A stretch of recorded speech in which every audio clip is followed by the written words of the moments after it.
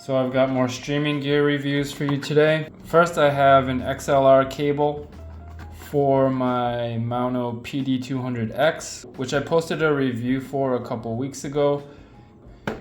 And if you want to see that, make sure you check out the link right here. Today I'm going to be hooking up this XLR cable to the mic and testing it against the USB-C connection. Here is what's in the box. It's a really heavy cable. It has 2 wire ties that come with it. So this end goes into the microphone like that. And this end is gonna go into my new MaonoCaster C2 Neo. This is a podcasting console. Okay, so we got some warm tips about setup, charging, using with different devices. We got our user manual here. And here is the device itself, the MaonoCaster C2 Neo, USB-C to USB-A and a 3.5mm audio.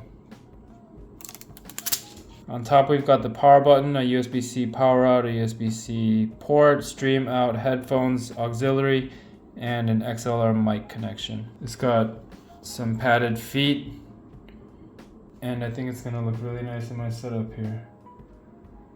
So I'm gonna go ahead and get it connected now, and we'll see what it can do.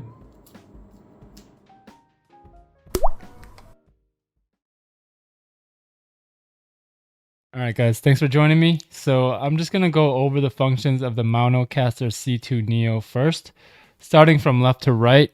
So the first button is the 48-volt phantom power button. If you have an XLR cable and a mic that can use it, then you can use the 48-volt option. It'll be red if it's on. Now I have my Maono PD200X connected. And the sound quality should be superior to using a regular USB-C cable on this mic. I'll do a little comparison here to show you the difference. So this is using the XLR cable. I'm just going to read off some example phrases that I looked up online to test the microphone. So here we go. The small pup gnawed a hole in the sock. The fish twisted and turned on the bent hook. Press the pants and sew a button on the vest. The swan dive was far short of perfect. The beauty of the view stunned the young boy. All right, so that was the XLR cable. And here it is with the USB-C cable, okay? The small pup gnawed a hole in the sock. The fish twisted and turned on the bent hook. Press the pants and sew a button on the vest. The swan dive was far short of perfect. The beauty of the view stunned the young boy. So let me know if you hear a difference there, all right? For now, we're going to go back to the XLR cable. All right, the next button is the Bluetooth button. In order to enable or disable it, just hold it down. Bluetooth disconnected.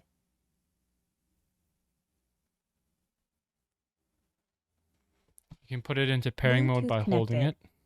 And you can just connect to it using your phone on Bluetooth. You'll see the Bluetooth logo light up here if you have something connected. So I think that's going to be really useful for people who are doing podcasts or if you want to play music on your stream. Okay. All right, so the next button is the Reverb Presets. You can activate it just by pressing it. You don't need to hold it. There are 6 different sound effects. I'll just go through them all here. All right, so the first one is karaoke mode. You can hear the echo. It makes it sound like you're on a stage about ready to perform. And that's with the light blue indicator. So the next reverb preset is church. As you can hear, it sounds a little less echoey than karaoke.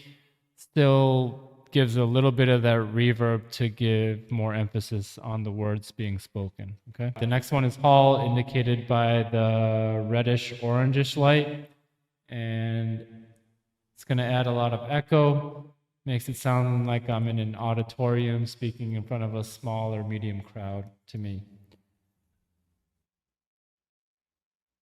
Okay, next up we have valley. And this is going to be the most echoey of the reverb effects. And it's supposed to simulate being in a valley. Sounds like I'm in a canyon or something. The last one is room.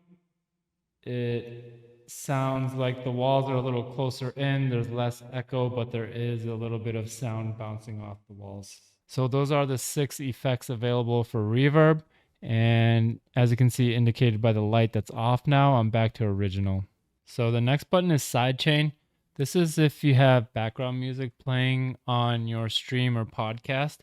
Basically, what you can do is press the sidechain button and it's going to automatically lower the volume of the music. All right, so my recording for the sidechain feature got corrupted, so I'm quickly re-recording it.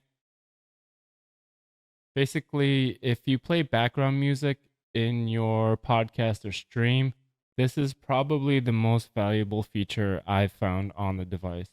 It's really cool. So I'll show you what it does. So let's say you're playing some background music on your podcast or stream.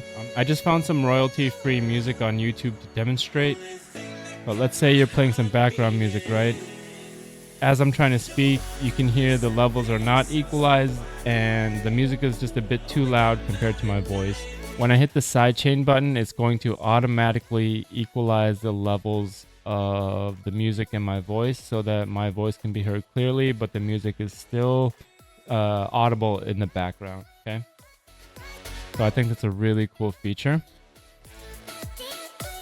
The other thing it can do is remove the vocals, or do its best job of removing the vocals and turning it into an instrumental or karaoke track. The way you can do that is by holding down the sidechain button. So I'll let you hear it normally, and then I'll let you hear the music sidechain function.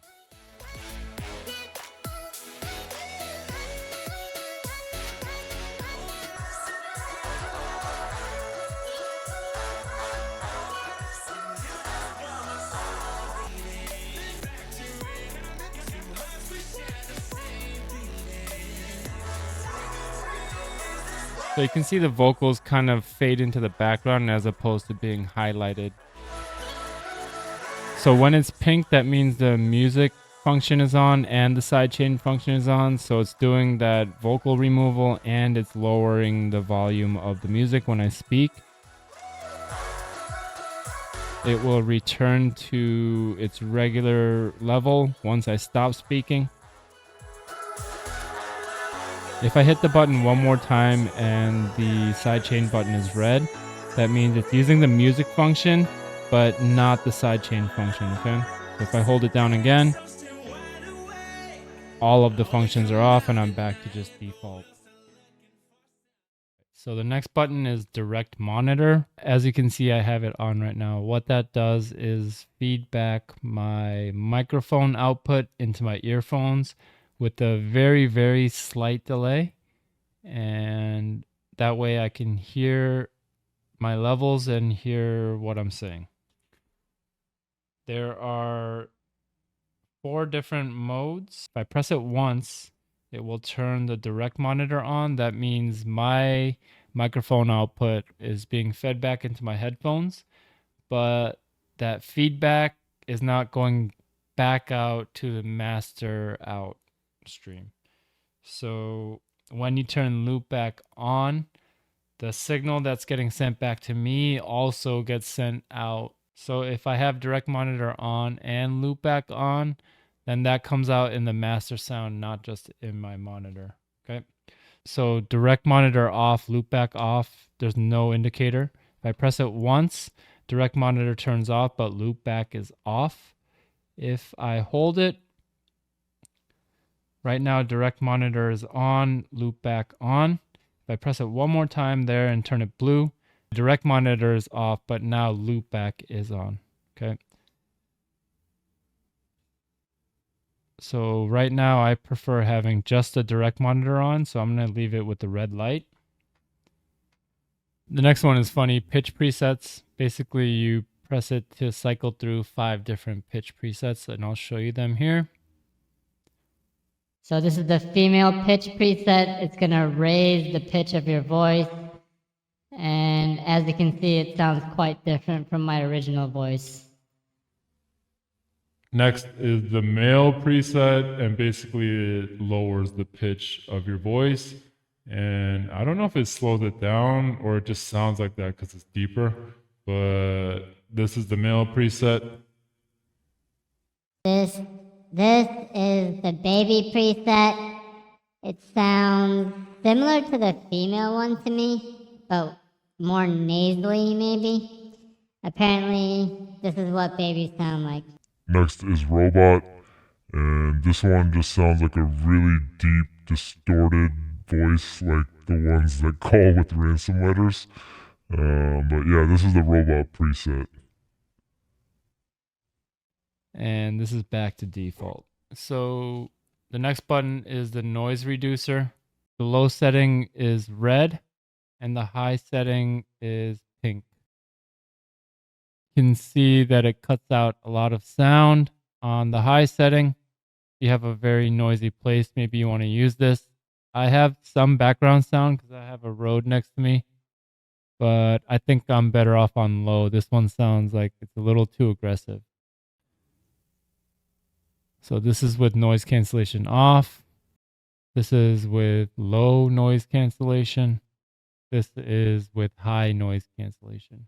All right, so these last three buttons are a Soundpad. You can record your own sounds through the mic here and then have them replayable through preset buttons. So the first thing you got to do is erase the existing data there. And you do that just by holding down the button for about 3 seconds. You'll see it blink rapidly. That means it's erasing. When that's done, that means it's ready to be recorded over. And you just need to press it once, record your sound, press it again to stop the recording. So I'm going to do one real quick. Hello, welcome to Pyurologie. Thanks for watching my MaonoCaster Neo C2 review. So I recorded it. I'm going to play it back. Hello, welcome to Pyurologie. Thanks for watching my MaonoCaster Neo C2 review. So I'll just talk about the volume dials here real quick. The first one is the microphone volume. You can raise and lower the volume of the mic here. And I'm just going to leave it in the green range here so that my sound levels are all good. Okay. The aux volume dial controls the volume of your secondary device. Right now I have my phone connected through Bluetooth, and this aux dial controls the volume of my music when I play it through Spotify. This dial over here controls the headphone volume. So I have headphones monitoring all the sound that's coming out of this device right now. So looking at the back of the device, there's a power button. I can hold that down to shut it off. There are two USB-C slots. The first one is for power, indicated by the little electricity symbol. Second one is for the audio data. There's a stream out, 3.5 millimeter jack, a headphone 3.5 millimeter jack, and an auxiliary 3.5. Right now I'm using Bluetooth for the auxiliary. And then there's a microphone XLR slot right here. So overall, I think this product is really cool because, like I said, I'm not an audio person. I'm a visual person. And visuals come to me very easily. But for some reason, you know, audio is just not as easy for my head to grasp. And I've always kind of had basic audio setups. Visually, I always have crazy monitors, crazy setups, crazy graphics cards. But I'll usually just have very basic audio. And since I've been creating more content and live streaming more, I've been looking to upgrade my audio game. I think this is a perfect product for people in the same boat as me. Maybe you're not an audio expert either and you want to upgrade your audio for your content, whether it's a podcast, live stream, whether you're making YouTube videos.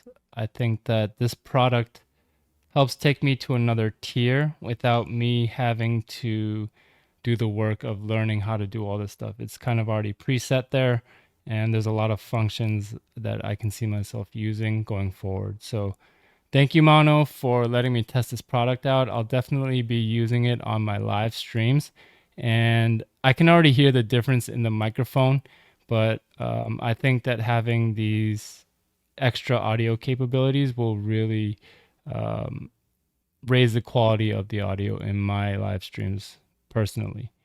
So I hope this was helpful for you. And if you have any questions or comments, feel free to leave them in the comment section below. Join my Discord, shoot me a message. I'm always happy to have a chat. And as always, I want to thank you for joining me, and I'll see you in the next one.